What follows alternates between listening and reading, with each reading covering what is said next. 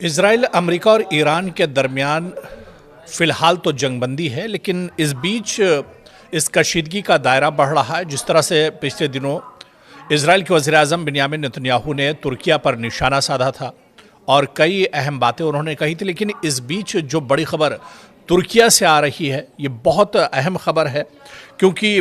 तुर्की ने पूरी दुनिया को हैरान कर देने वाला फैसला किया है। जी हाँ, दरअसल हर कोई तुर्की के इस कदम से अब एक तरह से हैरत में है। दरअसल तुर्की ने इजराइल के वज़ीर-ए-आज़म बिन्यामिन नेतन्याहू के लिए 4,596 दिनों की जेल की सज़ा की मांग की है।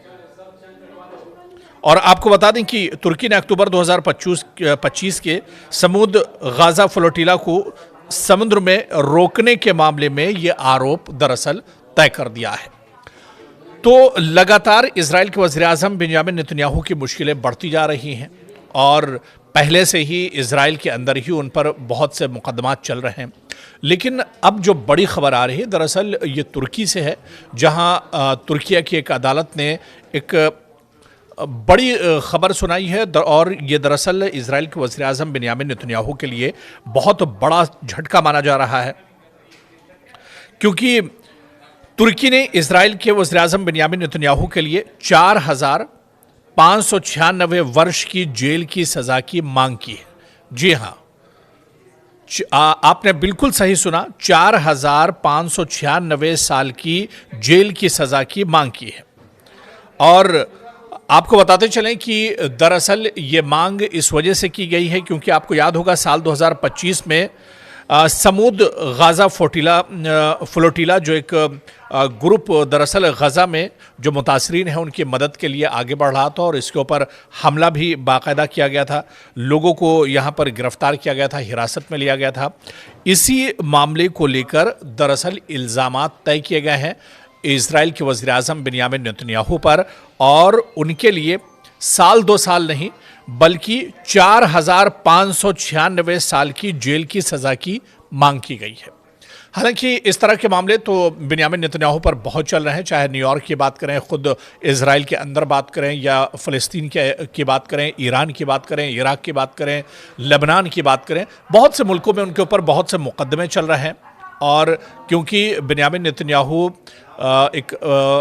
बहुत सी जंगें दरअसल जो करते रहे, उसी के चलते उन पर इस तरह के इल्ज़ामात लगते रहे, इस तरह के मुकदमात उन पर तय होते रहे। लेकिन तुर्की की तरफ से जिस सज़ा का तयन किया गया है, जिस सज़ा का ऐलान किया गया है, इस पर दरअसल पूरी दुनिया हैरत में है। साल, 2 साल, 5 साल या 10 साल या उम्र कैद की सज़ा नहीं बल्कि 4,596 सालों की सज़ा की मांग की गई है और उन पर इल्ज़ामात भी एक तरह से तय कर दिए गए हैं।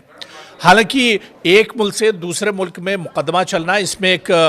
लंबा प्रोसेस होता है, लंबी एक कार्रवाई होती है, लेकिन इतना ज़रूर है कि अगर किसी मुल्क के वज़ीर-ए-आज़म, किसी मुल्क के सदर या किसी मुल्क के सरबराह के लिए किसी दूसरे मुल्क में अगर सज़ा का तयन किया जाता है तो उससे ये जाहिर होता है कि गुनाह कितना बड़ा रहा होगा। और यहाँ तो जो सज़ा दी जा रही है वो सज़ा भी दरअसल बहुत बड़ी है।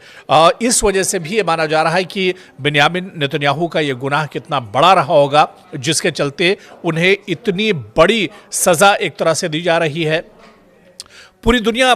दरअसल इस फैसले के बाद एक तरह से हैरत में है और तुर्की ने एक बार फिर सबको चौंका दिया है। दरअसल तुर्की में जब भी फैसले होते हैं या तो तुर्की के सदर रजब तैयब एर्दोगान की तरफ से जब कोई बड़ा कदम उठाया जाता है तो अक्सर चौंकाने वाला कदम होता है और इस बार भी तुर्की ने अपने कदम से सबको चौंका दिया है। जिस तरह की सज़ा का तयन इजराइल के वज़ीर-ए-आज़म बिन्यामिन नेतन्याहू के लिए की गई है, इससे पूरी दुनिया एक तरह से हैरत कर रही है। अब आने वाले दिनों में क्या कुछ होता है, किस तरह से ये जो पूरी कार्रवाई है सज़ा की आगे बढ़ेगी, ये देखना अहम होगा।